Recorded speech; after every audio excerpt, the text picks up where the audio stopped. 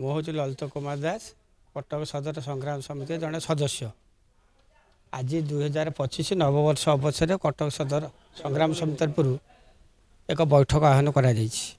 ଆମର ମୁଖ୍ୟ ଦାବି ହେଲା ସଂଗ୍ରାମ ସମିତି ପକ୍ଷରୁ କଟକ କାଠଯୋଡ଼ି କଟକ ଶିଡ଼ୁଆ ନଦୀ ସମ୍ପୂର୍ଣ୍ଣ ସୁସ୍ଥ ଅବସ୍ଥାରେ ରହିଛି। ଆ ଧିହରେ ଯେହେତୁ ପାଣି ନାହିଁ, ଲେୟାର ଏକଦମ କମ୍, ଗ୍ରାମାଞ୍ଚଳରେ ପାଣିର ଅବ୍ୟବସ୍ଥା ପୁରା ରହିଛି, ଯାହାଫଳରେ ସବୁଗୁଡ଼ା ଶୁଖିଗଲାଣି। ଆମର ଦାବି ଦରାଜ ସହିତ କବାଟ ଖୋଲାଯାଉ ଏବଂ କାଠଯୋଡ଼ି ଶିଡ଼ୁଆ ନଦୀରେ ଏକ ଆନିକଟ କରାଯାଉ। ଆନିକଟ କଲେ ପାଣିଟା ଷ୍ଟକ୍ ରହିଲେ ଚାଷୀମାନେ ବିଭିନ୍ନ ପାଣି ପାଇବେ। ଦ୍ୱିତୀୟରେ ମୋର ଏକଡ଼େ ଫୁଲଖରା ନିଆଳି ରାସ୍ତାର ବାମୁଣଜୋଲ ଠାରେ 100 ଏକର ସରକାରୀ ଜାଗା ଅଛି। ଆମେ ଚାହୁଁଛୁ ସେଠି ଶିଳ୍ପାନୁଷ୍ଠାନ ଗଢ଼ି ଉଠୁ, କିଛି ପିଲା ମଧ୍ୟ ଏନଗେଜମେଣ୍ଟ ହେବେ। ଅପରପକ୍ଷରେ ବାମୁଣଜୋଲ ରାୟପୁର ଶୀତଳ ଭଣ୍ଡାରଟି ସମ୍ପୂର୍ଣ୍ଣ ଜୀର୍ଣ୍ଣ ଅବସ୍ଥାରେ ପଡ଼ିଛି। ବହୁବାର ସହଯୋଗ ଓଡ଼ିଶା ଦାବି କରିଛି, କଟକ ସଦର ସଂଗ୍ରାମ ସମିତି ଦାବି କରିଛି, କିନ୍ତୁ ସରକାର ବହୁବାର ଆସି ତଦନ୍ତ କରୁଛନ୍ତି, କିନ୍ତୁ ପ୍ରାକ୍ଟିକାଲ କାର୍ଯ୍ୟକାରୀ କରାଯାଇନାହିଁ।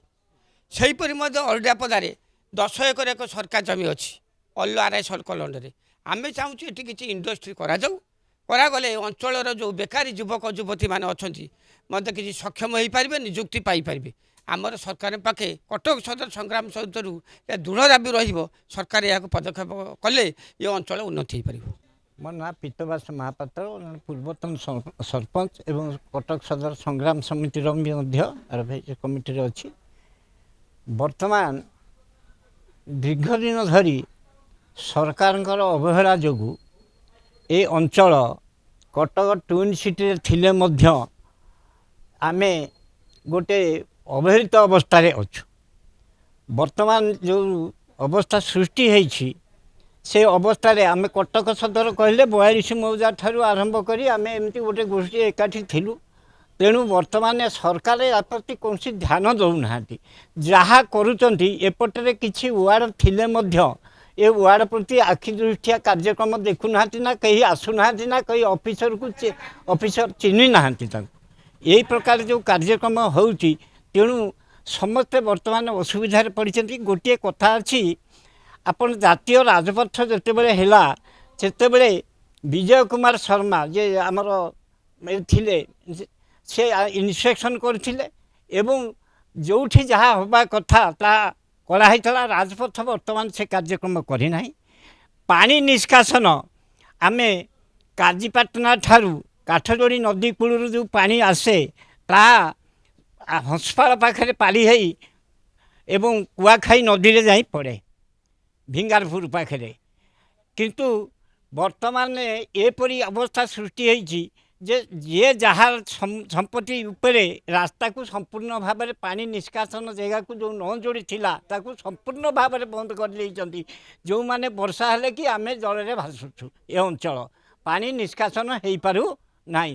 ସରକାର ତା ପାଇଁ ତୁରନ୍ତ ଦେଖାନାହିଁ। ଆଉ ଗୋଟେ ବଡ଼ କଥା ହେଇଛି, ସମ୍ ହସ୍ପିଟାଲକୁ ଜଳ ନିଷ୍କାସନ ଜାଗାଠିକି ଏବଂ ପ୍ରାଚୀ ନଦୀର ମୁହଁଟାକୁ ତାକୁ ଦେଇଛନ୍ତି। ସେ ବର୍ତ୍ତମାନ ପୋତିକିରି ତାକୁ ସମ୍ପୂର୍ଣ୍ଣ ଭାବରେ କାର୍ଯ୍ୟକ୍ରମ କରିଚାଲିଛନ୍ତି, ଯେଉଁଟାକି ଆମ ଅଞ୍ଚଳ ଜଳମଗ୍ନ ହେବ।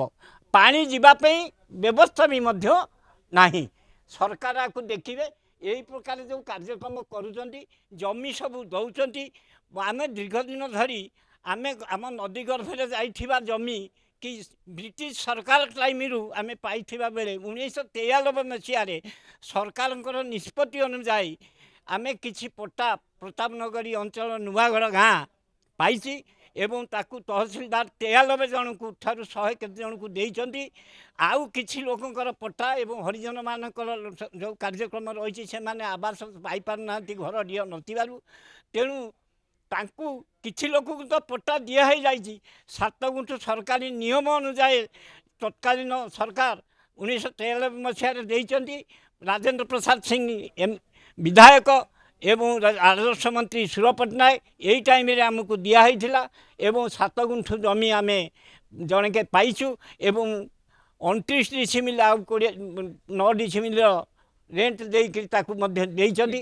ଆଉ କିଛି ଲୋକଙ୍କୁ ପଟ୍ଟା ଦେଇନାହାନ୍ତି। ଯେଉଁ ଏବେ ଆମକୁ ଯଦି ଏ ପଟ୍ଟା ଆମେ ତହସିଲଦାରଙ୍କ ପାଖକୁ ଅନ୍ୟାନ୍ୟମାନଙ୍କୁ ସେବା କରିଛୁ ଏବଂ ଯେଉଁମାନେ ପଟ୍ଟା ପାଇଛନ୍ତି ପାଉତି ଦେଇଛନ୍ତି 10-15 ବର୍ଷ 20 ବର୍ଷ ହେଲା ତାଙ୍କୁ ଯଦି ସାର୍ଟିଫିକେଟ୍ ଖଣ୍ଡେ ମାଗିବାକୁ ପାଉତି ଏବେ ଦେଇପାରୁନାହାନ୍ତି, ତାକୁ କମ୍ପ୍ୟୁଟରରେ ଉଡ଼େଇ ଦିଆଯାଇଛି, ସେମାନଙ୍କର ନାଁ ନାହିଁ। ଏହିସବୁ ଯେଉଁ କାର୍ଯ୍ୟକ୍ରମ ହେଉଛି ତା ପାଇଁ ଆମର ସଂଗ୍ରାମ ସମିତି, ଏ ଅଞ୍ଚଳର ସଂଗ୍ରାମ ସମିତି ନିଶ୍ଚିତ ଭାବରେ ଦୃଢ଼ ପ୍ରତିବାଦ କରିବ ଏବଂ ତା ପାଇଁ ସରକାର ମୁଖ୍ୟମନ୍ତ୍ରୀ ସବୁଠି ବୁଲିକିରି କହୁଛନ୍ତି ଆମ ଅଞ୍ଚଳର କାର୍ଯ୍ୟକ୍ରମ ଦେଖନ୍ତୁ, ଏଇ 4ଟା ୱାର୍ଡ଼ ଏବଂ ଏଠିକା ଯେତିକା ପଞ୍ଚାୟତ କଟକ ସଦରରେ ଅଛି ତାର ଅବସ୍ଥା କ'ଣ ହେଇଛି। ଏବଂ ଜାତୀୟ ରାଜପଥ କଡ଼ରେ ଯେତେବେଳେ ଆପଣ ଗୋପବନ୍ଧୁ ଏବଂ ସୁଭାଷ ବୋଷ ଅନ୍ୟାନ୍ୟମାନଙ୍କୁ ଦେଖୁଛନ୍ତି ଏବଂ ତେଲେଙ୍ଗାପେଣ୍ଟ ପାଖରେ ଗୋଟେ ଗାନ୍ଧୀ ସ୍ମୃତିପୀଠ ଅଛି, ଯେଉଁ ସ୍ମୃତିପୀଠକୁ OTDC ମଧ୍ୟ ନେଇଥିଲା, ତା ଦେହରେ କଲେକ୍ଟର ହେଉଛନ୍ତି ଚେୟାରମ୍ୟାନ୍ ଏବଂ ଆମର ଯେଉଁ ମ୍ୟୁନିସିପାଲିଟିର ଅଛନ୍ତି ସିଏ ସମ୍ପାଦକ ଏବଂ ତହସିଲଦାର BDO ସମସ୍ତେ ଥାଇ ସେ ଅବହେଳିତ ଅବସ୍ଥାରେ ପଡ଼ିଛନ୍ତି। ଗୋପବନ୍ଧୁଙ୍କର ହେଉଛି, ମଧୁସୂଦନଙ୍କର ହେଉଛି, ଯିଏ ଭାରତକୁ ସ୍ୱାଧୀନ କରି ଆଣିକି ଦେଇଥିଲେ, ଜାତୀୟ ରାଜପଥ କଡ଼ରେ ଥିଲେ ମଧ୍ୟ ତାହାର କମିଟିଟି ବର୍ତ୍ତମାନ ନାହିଁ। ସେଇ କମିଟିରେ କେବଳ ବର୍ତ୍ତମାନ 2 ଜଣ ଆମେ ଅଛୁ ଏବଂ 2 ଜଣ ଭିତରେ ପ୍ରମୋଦ ମହାପାତ୍ର ଯେ ପୂର୍ବତନ କର୍ପୋରେଟର ଥିଲେ ଏବଂ ମୋ ନାଁ ପୀତବାସ ମହାପାତ୍ର ଏବଂ ପୂର୍ବତନ ସରପଞ୍ଚ।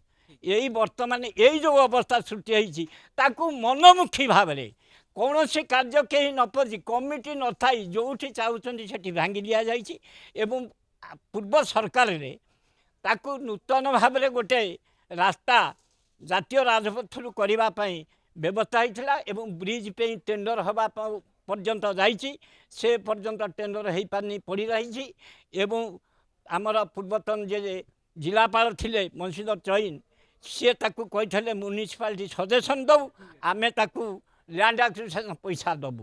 ବର୍ତ୍ତମାନ ସେ କାର୍ଯ୍ୟକ୍ରମ କିଛି ହେଉନାହାନ୍ତି ନା କେହି ଶୁଣୁନାହାନ୍ତି, କିନ୍ତୁ ସରକାର ଚାହିଁଲେ ଯାହା ଚାହୁଁଛନ୍ତି କେଉଁ ଡେଭଲପ ହେଇଛି ତିଆରି, କାହିଁକି ତିଆରି ହେଇଥିଲା, କେମିତି ହେଇଥିଲା ତାକୁ ଭାଙ୍ଗିବା ବ୍ୟସ୍ତ, ମନ ଇଚ୍ଛା କରୁଛନ୍ତି।